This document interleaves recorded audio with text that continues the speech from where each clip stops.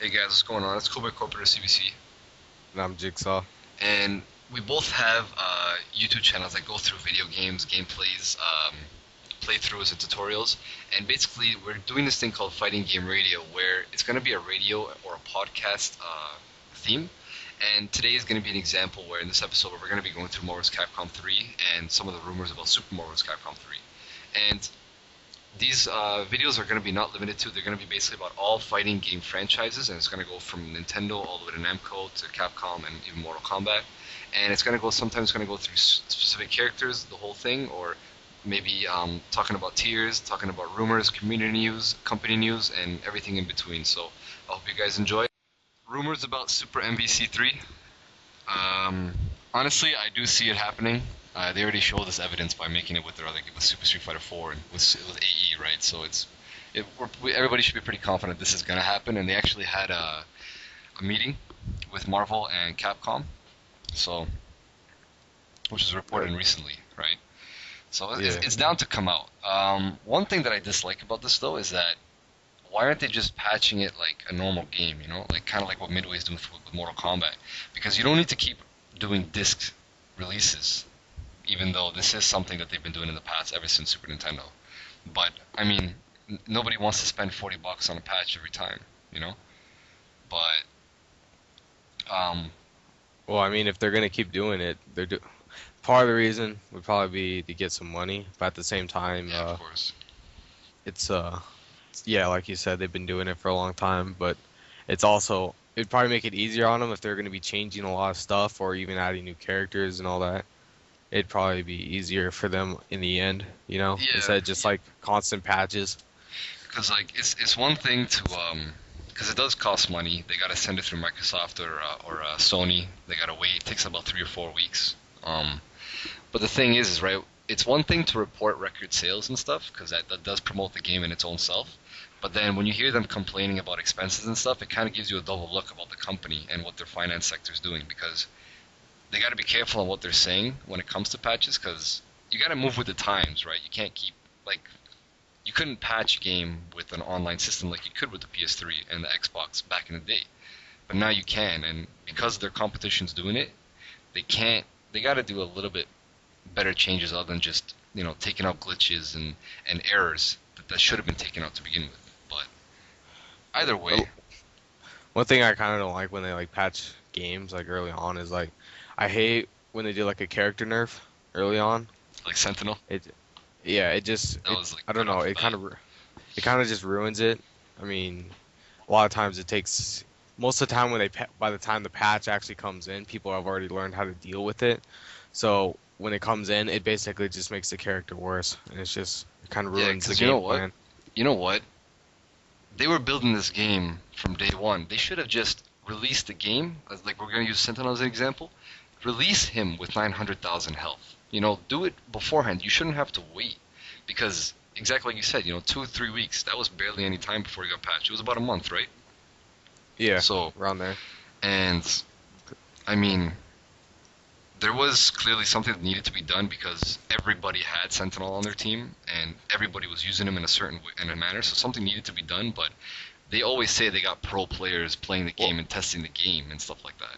I mean, they could have at least waited even longer. I mean, it just came out and the patch just came out, but the people it was because the community part it was part of the community's fault because they kept complaining about Sentinel, and Yeah, so they decided let's just cut his health by a ton, and now look at him, he barely gets used, and when he does it's just mostly for assists nowadays. that's right. Actually, whenever you read like posts from whether it be SRK or Event Hubs or any other community site, a lot of them always refer to Capcom Unity, where a lot of people post and complain, and you know, I guess Capcom Yeah. has to react. But let's get on to some of the patch stuff that I'm gonna start off with some of the things that I think need to have a little bit more attention to, and of course your opinion on other stuff too. The Sentinel downgrade.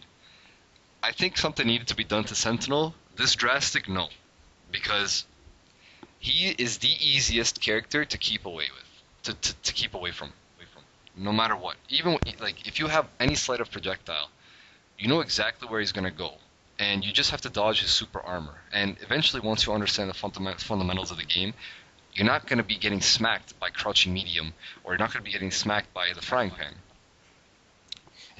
Because he's so big, his hitbox is just, it's easy to punish almost everything. Yeah. You're not supposed to use all 3 punches to dash in. You got to actually dash in yourself so you don't advance guard, and you'll be able to counter him. A lot of people, they just react and start complaining to Capcom itself before they can actually figure it away because they just want it hands in. But the Sentinel downgrade, I did hear that he did get a damage boost. I picked up the game a month later than release date, so I wasn't too familiar with the game. Because right when I got the game, literally the next day Sentinel got patched. So for me, it wasn't really, nothing really, that was the new game for me basically. And Yeah. just think about it. If Hulk and Sentinel don't have a command grab, they are literally the worst characters in the game because they can't do anything to you if they don't have a command grab. I could see them still working out, but just because if they didn't have a command grab, but it'd be much more difficult because it's much easier to block things like that. It's basically, it boils down to you need to learn how to fight a character, and you need to learn that's basically what it is, you know? Yeah. Like instead of going straight to complaining about it so you can get your way, I think you should just first learn how to beat the character, and then you'll realize, wow, he's not even that great, you know? Yeah.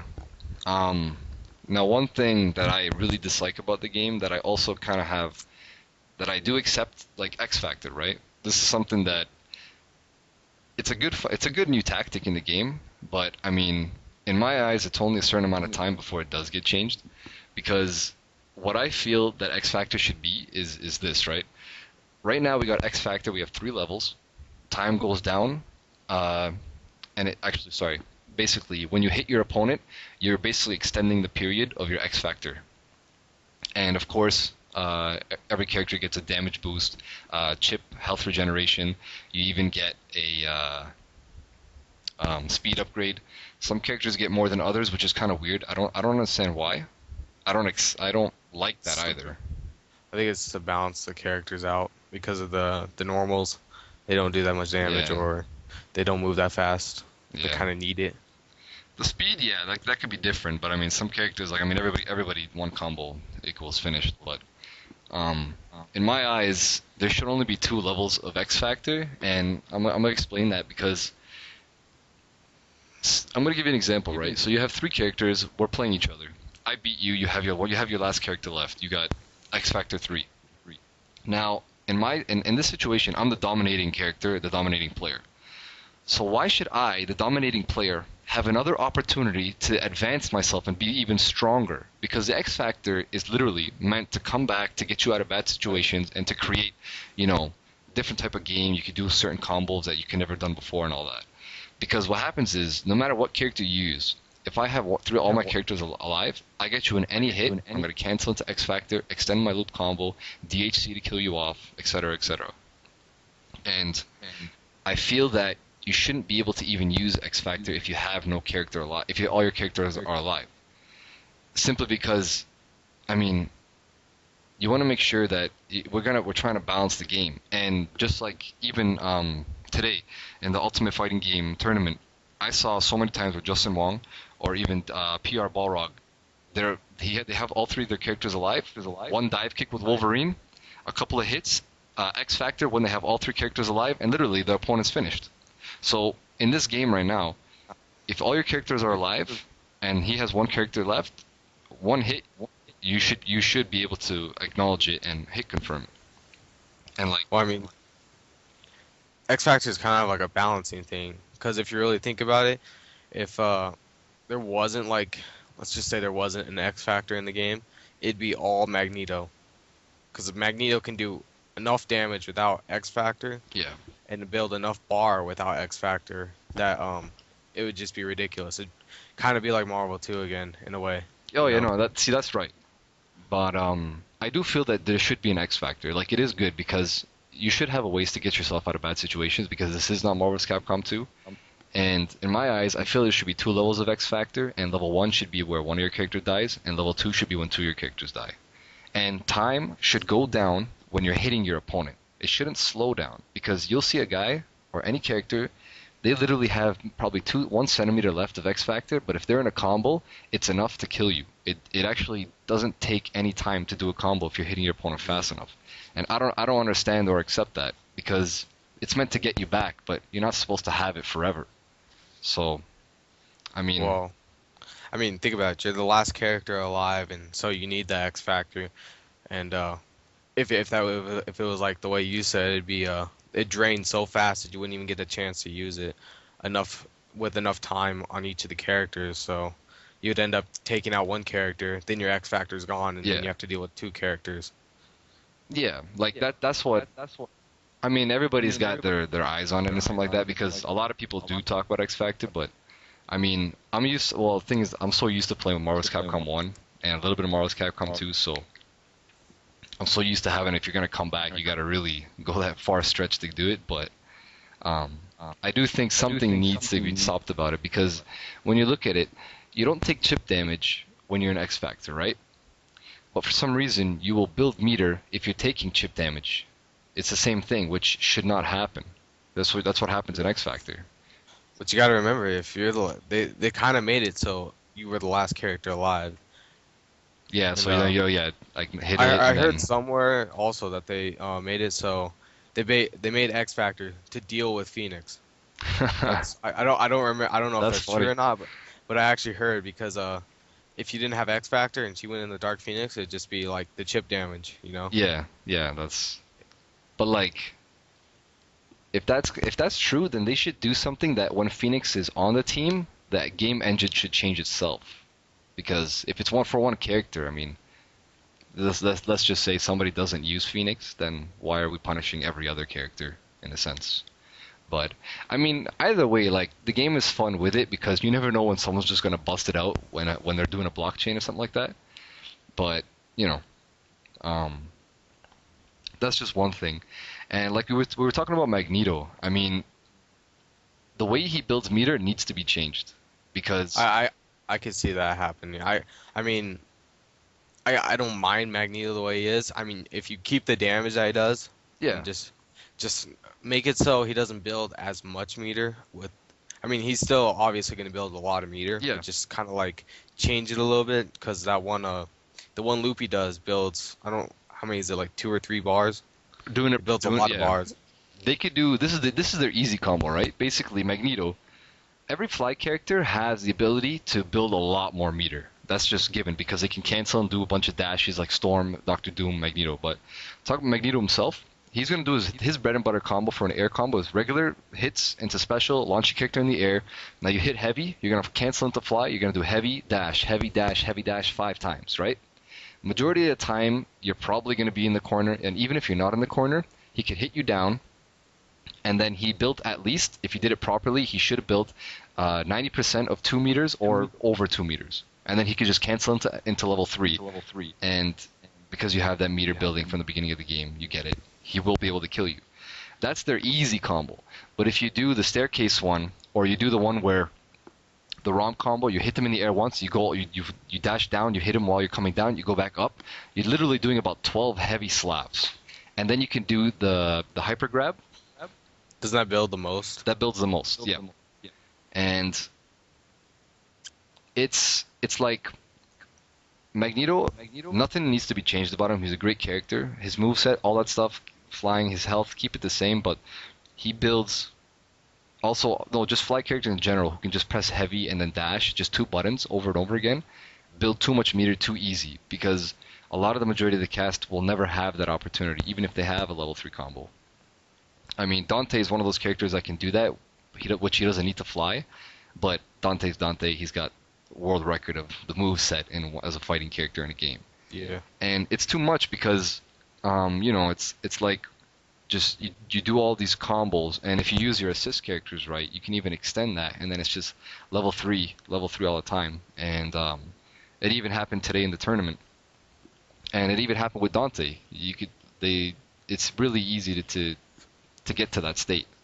And that's why those are the majority of the characters that are always used. And if you look at even today's roster list for the top 16, I believe, you're gonna see She-Hulk, Dante, Wolverine, and Magneto. Magneto. and you're gonna wonder why. Well, they build the most meter. They have level threes. They can get around easily, and it's just it's too easy You know, because I don't know how there wasn't more Wesker in there. I mean, Wesker is probably one of the best characters in the game. I but yeah, mean, no, he's a great character, but I think he's very assist reliant in my opinion. uh, I don't know. If you use him as an anchor, he's an amazing anchor. Yeah, with an anchor he's great, but a smart guy should not let him be full life bar as the last character.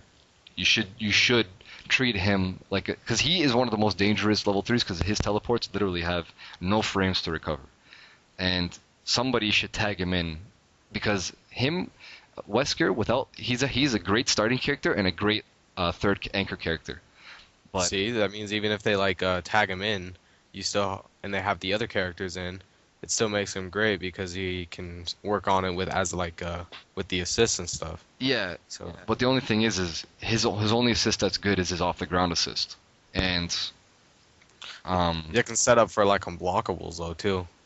yes, you can. It's tough. I mean, it is possible, but a lot of characters assists that are the best ones in the game are the ones that cover the ground the most. Say it's the Sentinel drones or plasma beam, Iron Man's Hit Unibeam, missiles. hidden missiles, you know, Sentinel drones. I don't know if I just said that, but Yeah. that kind of stuff is always used. And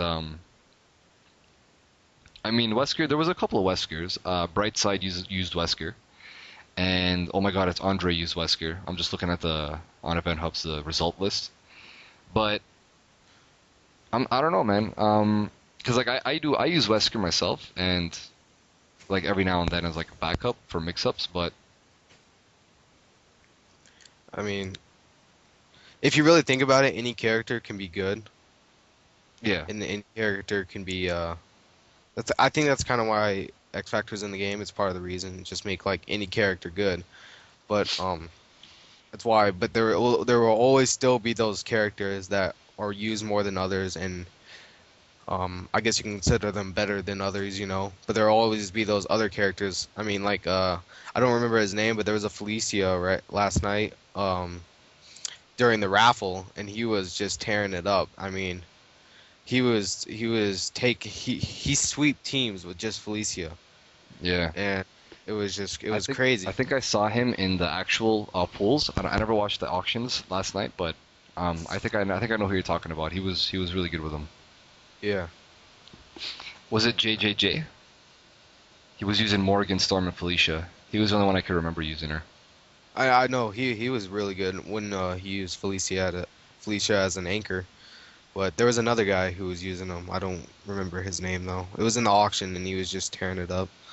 Yeah, and I think moving on to some more stuff that's probably going to be taken more consideration is DHC trick. I mean, you don't need to take it out because you can't. Well, the thing is here's the thing: you can't take it out because though that you're going to change how every character reacts to a hyper and stuff like that. The only thing that they Yeah. really can do is just change the damage scale because there's no point to have a damage reset since it's not an X factor and et cetera. Because there are some characters who there's no, you know, you wonder why are they doing 800,000 damage just off 2 bars.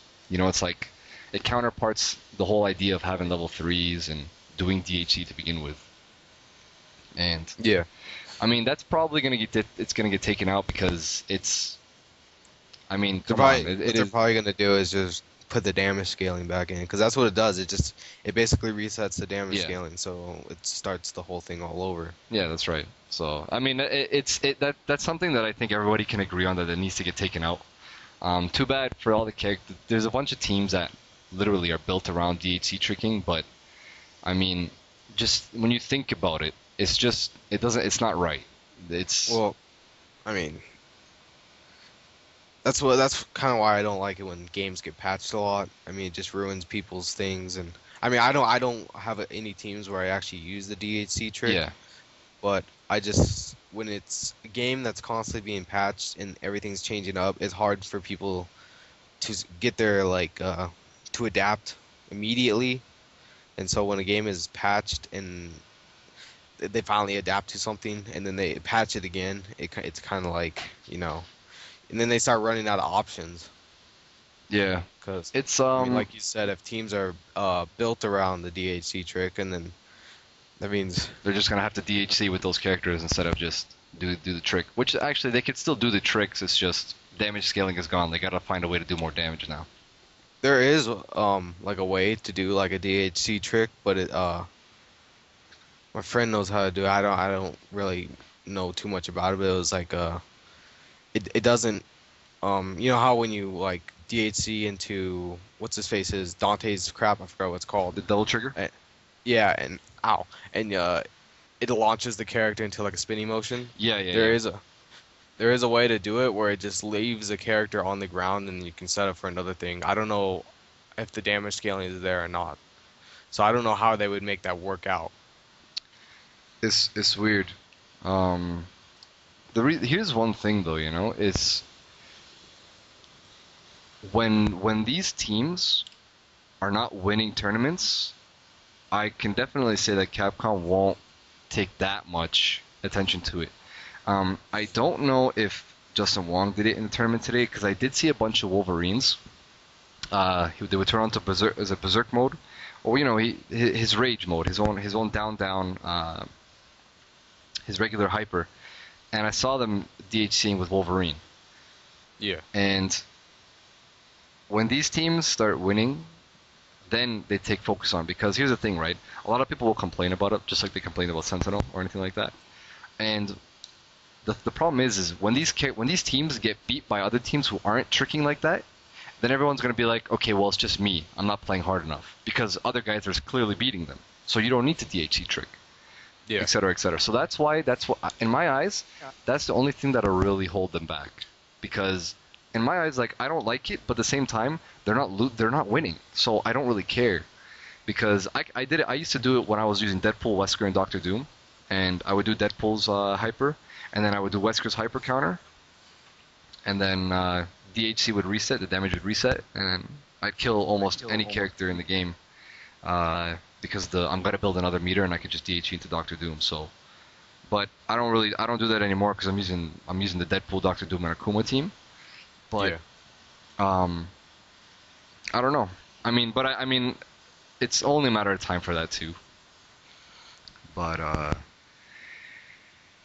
that's another thing that's probably going to be taken into if this Super MVC3 is going to be true.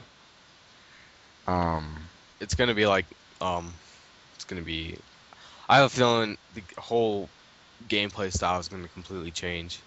Honestly, I hope that's not true, man, because that'll really suck. I mean, from MVC2 to MVC3, if you really think about it, the gameplay style did change a lot. Yeah, that's true. I believe this might be like Street Fighter 4 and then Super Street Fighter 4, where because it is Super MVC3, so I'm pretty sure that the engine will probably stay the same. If it's gonna be like Super Street Fighter 4 or Street Fighter 4 to Super Street Fighter 4, it's gonna end up being like Dante's goes from top tier to low tier. I mean, kind of like how Guile went from Low to top.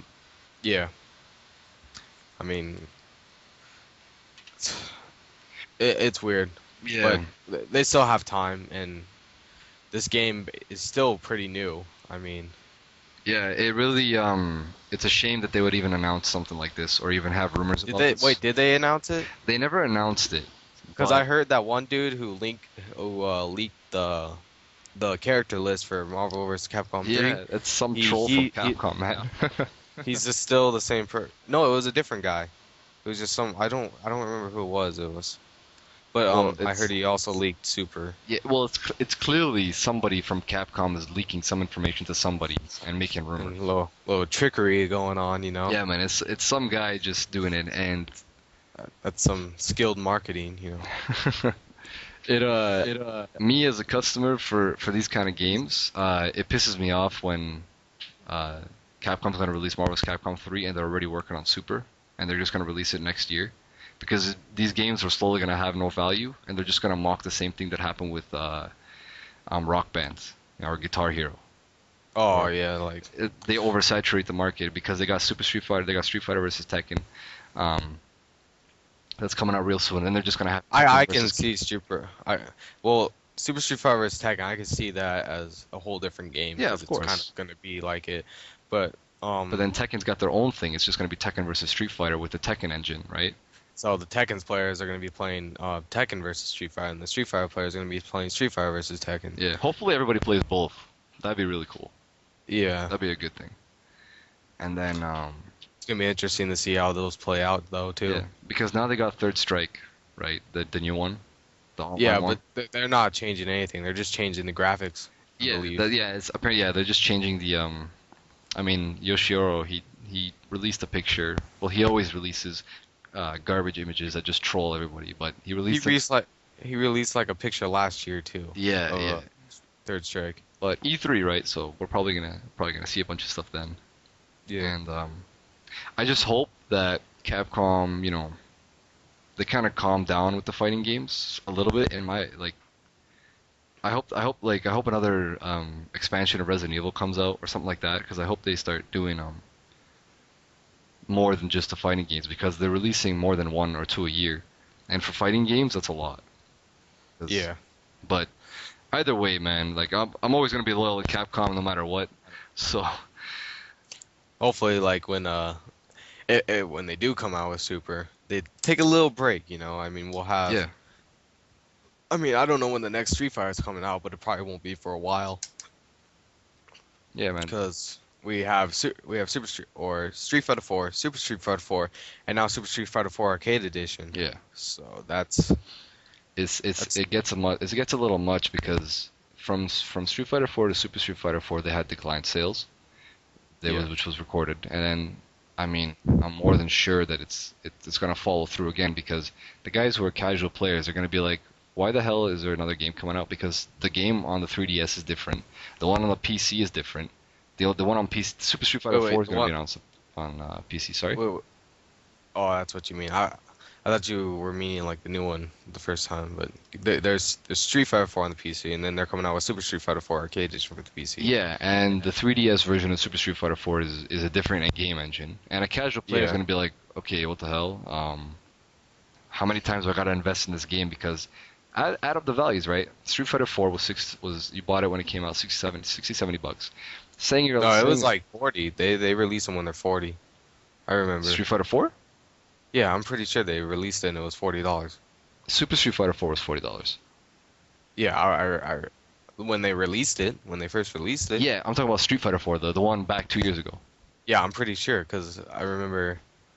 Damn, from Toronto, everything was $69.99 when it first came out.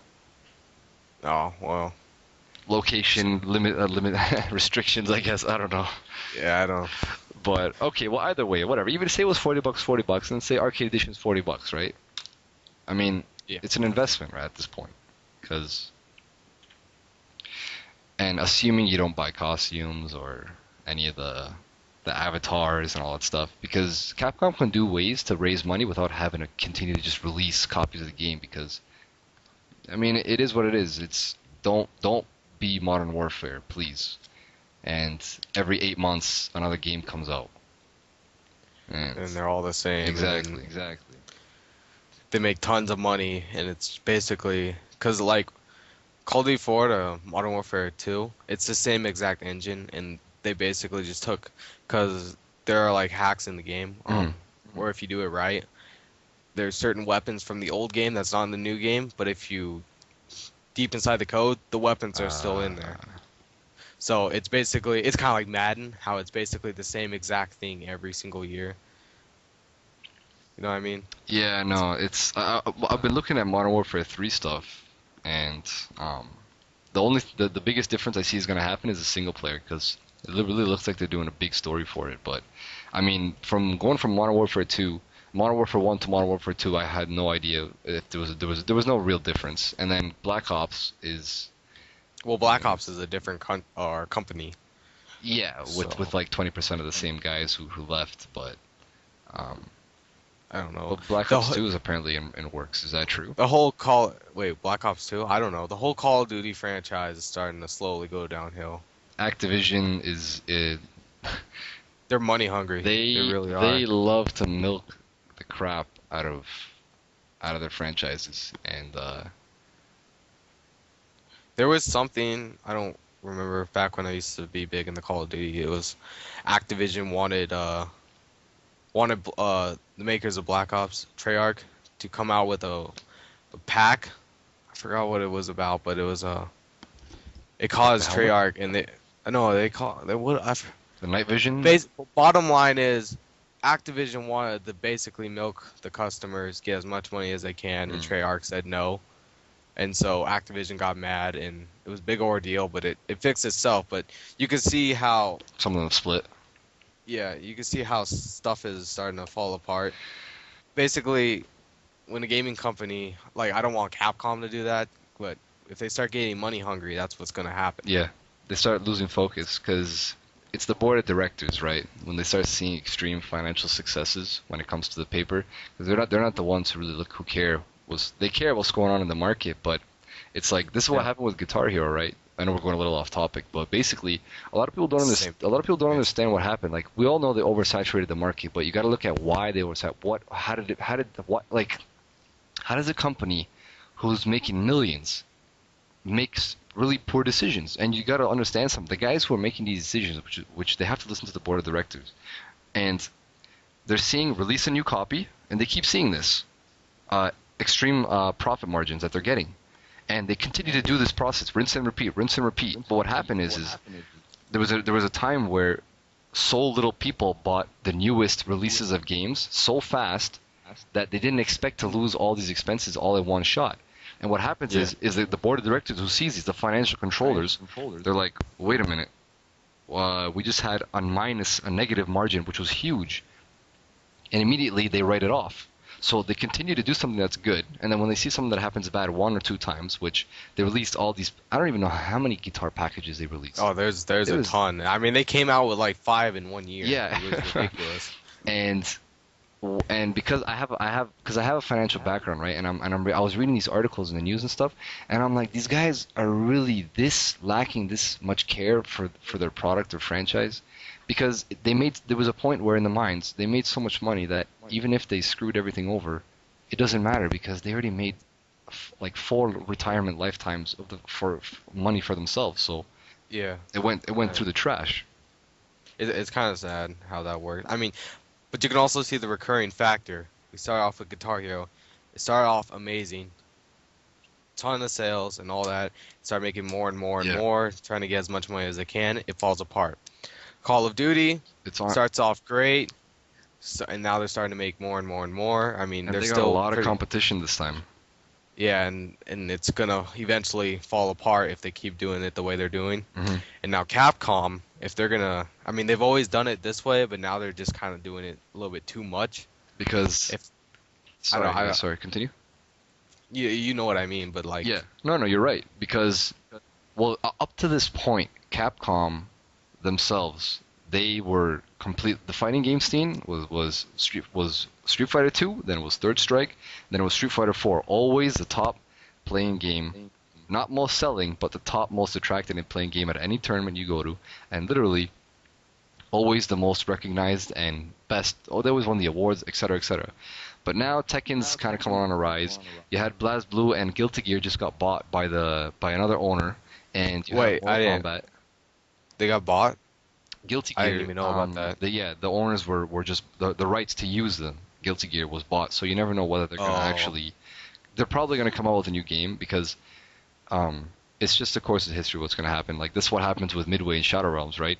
Warner Brothers bought the rights to use Mortal Kombat from Midway, which was like $49 million. I was reading this in an article, and Shadow Realms released this game, and it's really great. And now Capcom has real competition because Mortal Kombat outsold Street Fighter 4 and Super Street Fighter 4 already in the first 3 weeks, which was they sold over 2 million copies. Did they really? They outsold them. See, here the thing about Mortal Kombat is I could see how they do because of the whole fatality, you know. Yeah, all American company and all that too. You can see like the gimmick, you know. Yeah. The thing is Mortal Kombat always outsold, which people don't understand. It always outsold the games. They just never made that many. And there's a game called Ultimate Mortal Kombat 3, which I know you know what it is, but a lot of people don't know it. There were more people playing Ultimate Mortal Kombat 3 in a year ago tournaments than Super Street Fighter 4 and Street Fighter 4 in tournaments. Reason A year ago? a year ago in the same tournaments there were more people. Not they didn't do it at major tournaments, but the thing is I know one especially was, I don't know whether it was Michigan Masters, but Ultimate Mortal Kombat 3 still has such a great loyal fan group, and Mortal Kombat 9 is outselling Street Fighter. I mean, way more than it was even, I guess, forecasted. So, you know, you can't, now you have a real competition, and you gotta do what you can to keep it balanced, you know, and Yeah. Then it leads to the people who are playing the games are picking sides, and then it just starts getting, Mhm. true competition. It kind of bothers me though when people they pick sides for one game because they just don't like the other game. yeah, and they want to make Like rivalries. if you watch streams and the stream monsters, they're every single time it's always, when is this game coming on? Yeah. This game sucks, blah blah blah blah blah. That's right. And it's just like, I mean, especially at tournaments, they're not gonna, or if you see people on the streams, they tell them to change over to this. The people at the tournaments, they have a way of doing things. They're not gonna listen to one person on the stream Mhm. trying to. But you know what it is, right? One guy can make the noise of 100, right? And that's all you need. Yeah.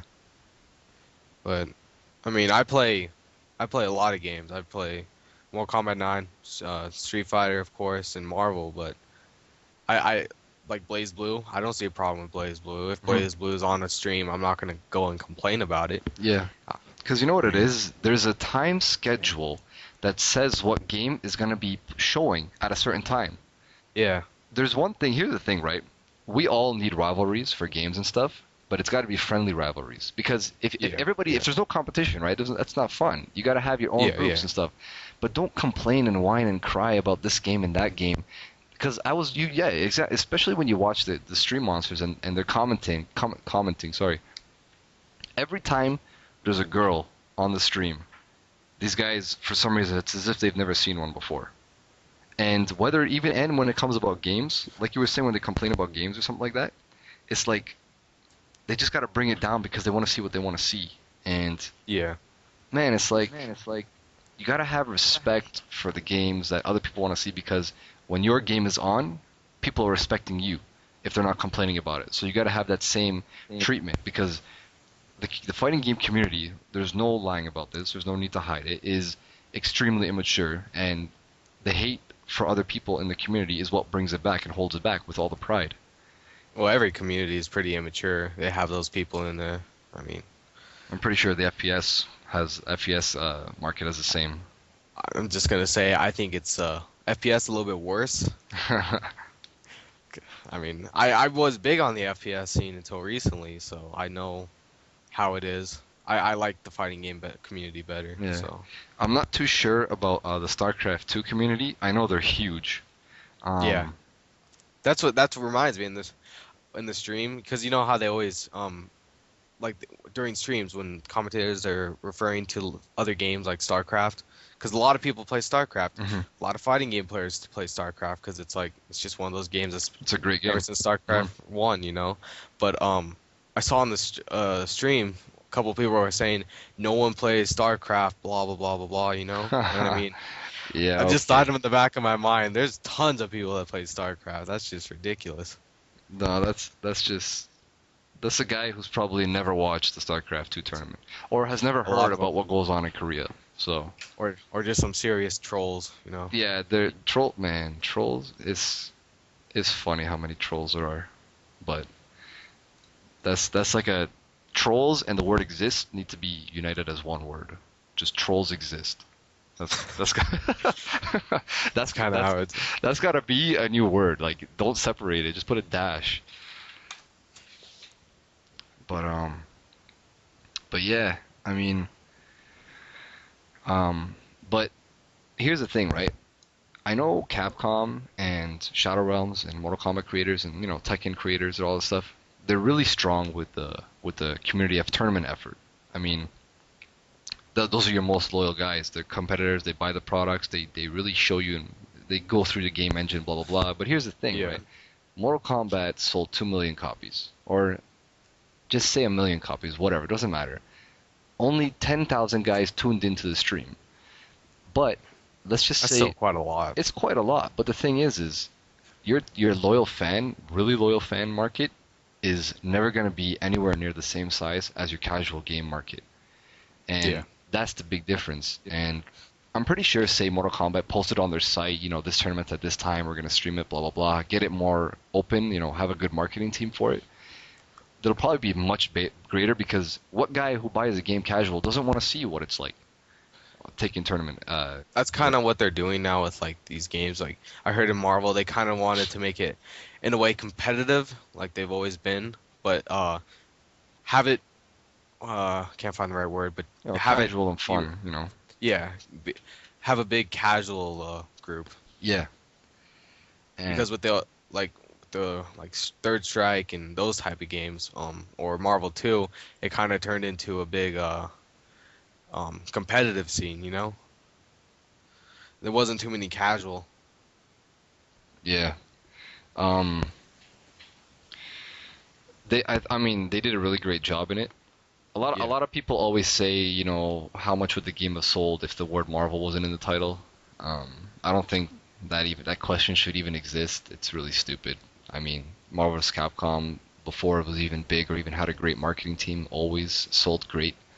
I mean, what would it be called if they Exactly. didn't have Marvel in the Exactly. title? I Yeah, mean, man, it's comic ridiculous. book heroes versus Capcom. It's ridiculous. I don't know why some people actually even bother to say that, because then what are you gonna have on the cover? You're gonna see Spider-Man. Okay, like, Well, they did have X-Men versus Street Fighter. That's where it all began. yeah, that is where Was that X-Men was the versus first, Street the Fighter. first Versus series. Yeah, that's right.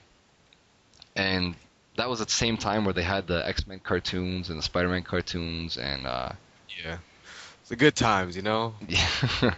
You know what it is though, man? It's funny that a lot of people, which I kind of agree, is that they say they picked a better roster then than they do now. And DLC Well, characters that, I mean, look, man, you had Gambit, you had Wolverine, Magneto, Juggernaut, Storm. Who am I missing on the Marvel side? Rogue. She was a little funny character, but she was really great in the game. I mean, you had Akuma, Ryu, Ken. You had all the guys. You had more Darkstalker characters too. That was pretty cool. in what? And Marvel 2. Marvel 2, That's- yeah, yeah. I was talking about X-Men versus Street Fighter, the first Oh, one they oh, picked. yeah. They had what was that guy's name? With Charlie.